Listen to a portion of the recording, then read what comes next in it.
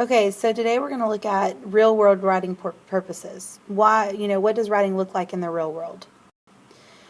One of those ways is, or the way that writing looks is to express and reflect. And the writer's going to express or reflect on his or her own life experiences. A lot of times they look backward in order to look forward, so you have that connection and kind of a learning or something that they've gained from their life that they're reflecting on. Then you have the category of informing and explaining, and that's where a lot of the expository text comes from and what we're going to be focused on. But the writer states a main point and purpose. Usually they try to present the information in a surprising way. Okay, so evaluate and judge. The writer focuses on the worth of a person, object, idea, or other phenomenon. Usually they specify the criteria to the object being seen as good or bad. So they're giving an evaluation, they're judging it and giving you the criteria based on their insight. Inquire and explore. That's going to be the writer wrestling with a question or a problem.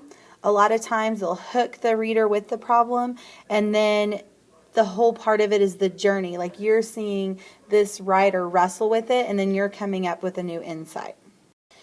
When you're analyzing and interpreting something, a lot of our analytical papers come from this. The writer is seeking to analyze and interpret phenomena that are difficult to understand or explain.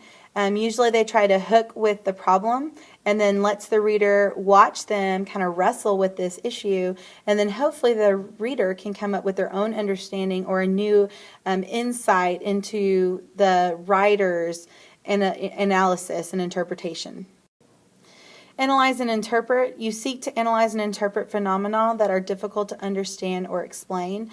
A lot of our analytical essays are going to be about that. When you have critiques on essays, those fall underneath that too, where you're looking at something and you're trying to explain it from your evidence that you're reading or evidence from your life experiences and your understandings. Okay, so this one is take a stand or propose a solution. The writer seeks to persuade audiences to accept a particular position on a controversial issue. Usually the way it's set up is they're describing the problem, they're proposing a solution, and then providing justification, whether it's that life experience or evidence. But it all goes back to them standing on that position and making a stance.